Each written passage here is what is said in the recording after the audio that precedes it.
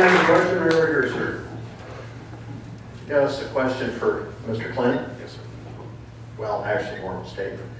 I own a rock quarry, and I don't have to tell you what heavy equipment runs on. But noting that a few years ago, fuel spiked up to $5 a gallon, and it could very well do so again, considering the current administration's policy on domestic fuel production. If fuel does spike up that high and higher, it may keep on going just due to the supply and demand law. I see no other way than to increase our own foreign domestic, our own domestic production, because if we depend on foreign entities, we're dealing with people who really hate us, who really don't care what it costs or what they charge us. But I know that in my own business, if we don't start producing our own fuel in an economical manner, there's a lot of us that are going to be out of business. I don't know who would board an airplane with a solar panel for power, but I guarantee I Good point, sir. Is that a question? Yeah, it's about our fuel system here. Believe me, how we got to get rid of this is the regulation. You know, we've got wells already that we've found, they've drilled, they've found the oil, they've capped the well. The Environmental Protection Agency is killing this country through the Endangered Species Act. We see it right here in our own backyard. McDermott still wants to breach our Snake River dams. They won't even recognize hydroelectricity as a renewable source of energy.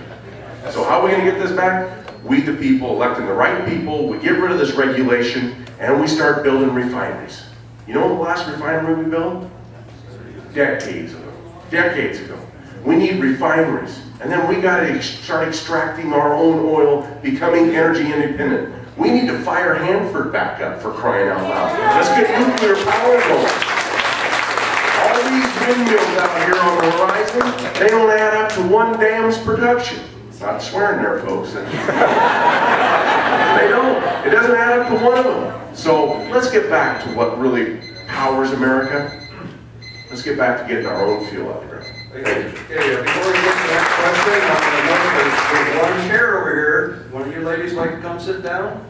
And you folks crowding the door over there, come on in, join the group. We got questions up We here in have front. a lady right in front here, Leon. Yeah. I want to know, my name is Ginger Lindahl. Ginger? Ginger, yes. You need to get the mic up to your face. Okay, I'm Ginger Lindahl. I want to know what you guys are going to do about earmarks. Either one of you. Who would like to take that first? Well, earmarks actually, Ginger, are a terrible thing, but they only represent a tiny part of the budget, to be honest with you. I'm against them 100%. I'll have nothing to do with them. I think all bills should be a page or two long. If the Constitution could be 4 pages long, which created the greatest country in the world, mind you, the greatest innovation in the world is America, on 4 pages, why in the world do they have to have 2,000-page bills? Let me tell you why they do it.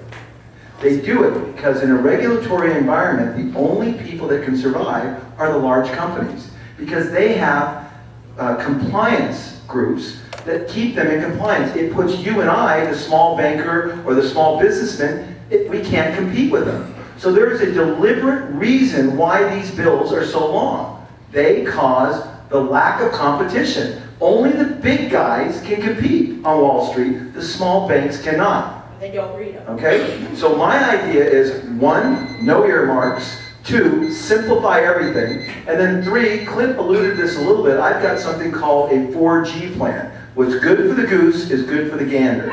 Okay? That's legislation I'm going to call. It's called 4G. What that means is, anytime you pass any legislation, for the first 2 years, it's applied directly to the members of Congress, and they have to beta test it. And then we're good. We'll find out whether or not it really works.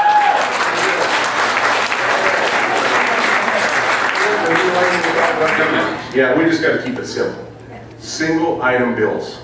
Get rid of these multiple bills and these attachments and the earmarks, because I'm aligning myself with Cornyn from Oklahoma. Never taken an earmark to his state in his senatorial career. DeMint has. Patty Murray, obviously, she knows she's in trouble. She just brought $50 million to Hanford. She brought $42 million down to Vancouver, $44 million to Hanson Dam. Watch the money pour into the state, folks. She's trying to buy your votes. And she's trying to buy your votes with your grandchildren and your great-grandchildren's money, because they've already spent ours and our children's money. Yes. It ain't gonna happen. We've got to stop it. Single bills, simplify it. I'm gonna go back and lay a big kiss. Keep it simple, stupid. All right, question in the back there. Hi, my name is Stephen. I want to ask the tough question and point out that there have been a lot of political careers that have started on professional athletes, successful businesses, and a lot of tall promises that obviously don't pan out when they make office.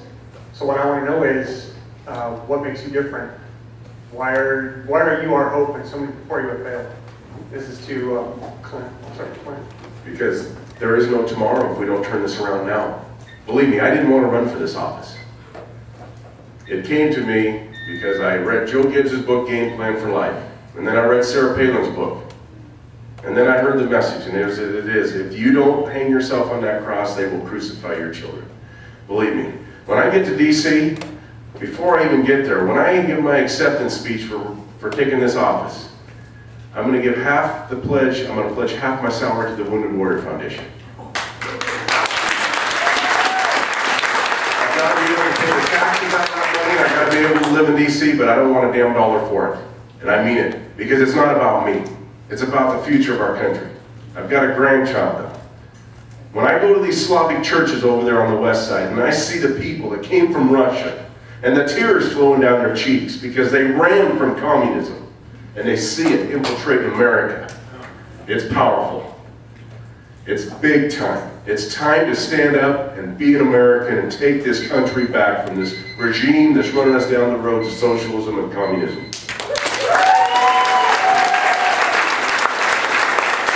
So the question is, will we be corrupted? Is that correct?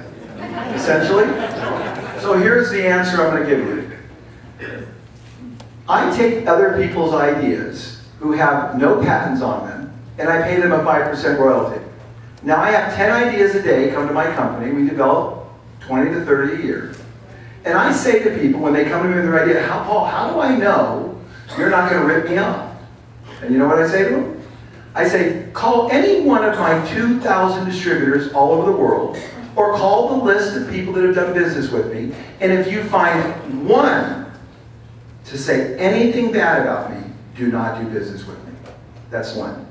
I am a proven track record of a principled leader. I give that challenge to any of you right now. Go on my website, fastcap.com, look through the list of distributors all over the world, call any one of them random. If you find one of them to say anything bad about me, in fact, they should only say great things about me, do not vote for me.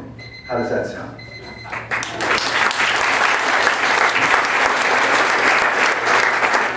Wayne has a question here, right in the rear, sir.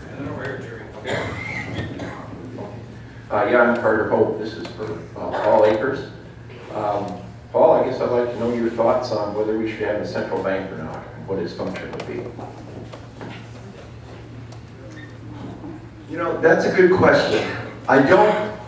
I think the problem is we've over-convoluted the banking system here. I think what's happened is we've made it such a spaghetti trail of complexity that nobody can hold anything accountable. So my initial response is, no, we don't need a central bank. But I have to look into it, to be honest with you, a little more. I don't know enough to be able to give you that definitive answer right now. But in terms of the Fed, we obviously need to audit it. It's completely out of control. Our monetary policy is abysmal. We've got China with all the money, and we've got all the debt. I think there's something wrong there. Is that sufficient an answer for you at this time? You only get a minute. Okay. Thank you. Speaking of money, some of you may have noticed that we had a table out in the lobby where we have some patriotic items, and we offer those to you in exchange for a nice donation. The Tri-City-Tea-Party needs a little money to keep these events going, so if you'd like to help us out in that way, we'd really appreciate it. There's a question over here, ma'am. Thank you. My name is Nancy Davis. And as you can tell I have an accent. I'm from Cuba, American, and then I'm a Cuban American. I will give this gentleman an answer because it's so dear to my heart. But to go into a central bank is the next step for socialism to be established. That's what Fidel Castro did in Cuba. He taught the last steps that we're going through now is to change our monetary system. So my question to you guys is, I see that the biggest and greatest need in this nation for me and my grandchildren and great-grandchildren is the education. It is what are we going to give to them, our next generation. What are you going to have the teacher teach our children so that they can stand up like all of us that are white-headed here one day and say, we stand for the Constitution of this country. That's my question to you guys. What are you going to do for those teachers who give their heart, not for the money, but for the right of this country? Great question. Thank you, ma'am. You're exactly right. That's why my first bill that I'm introduced is the Department of Education. Get it out of here. Because this is where they're indoctrinating our children. They are. They're indoctrinating our children to the fact that the endangered species are more important than we the people. This is a travesty. That's why we got to give the education back to the states under the 10th Amendment. You know, Benjamin Franklin said that the role of the federal government had 4 responsibilities: war, peace, foreign commerce, and negotiation. Where's education? Where's healthcare? Where's all the other things that are happening on Department of Energy? Where's all this in those 4 qualities, okay? Those 4 things that they were responsible for. Give it back to the states, let the states give it back to the districts, and create that competition. Get the Constitution back into the schools, and God back in the schools. That's why we say God.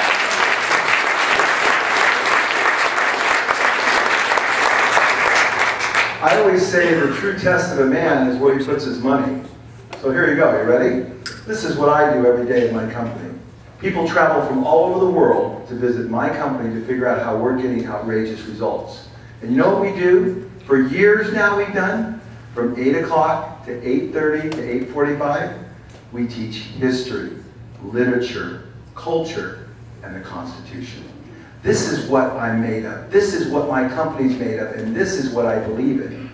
I know that my obligation as a citizen is to make sure that I do everything in my power to help create great citizens. I spend thousands of dollars every day. My people could all be working. Come visit my factory, you'll see it. From 8 o'clock to 8:30 to 8:45, they are not working. They're studying, they're learning. This is what I do every day. So I think the question is, it's easy to talk about this stuff. I'm putting my money where my mouth is, or where's the beef?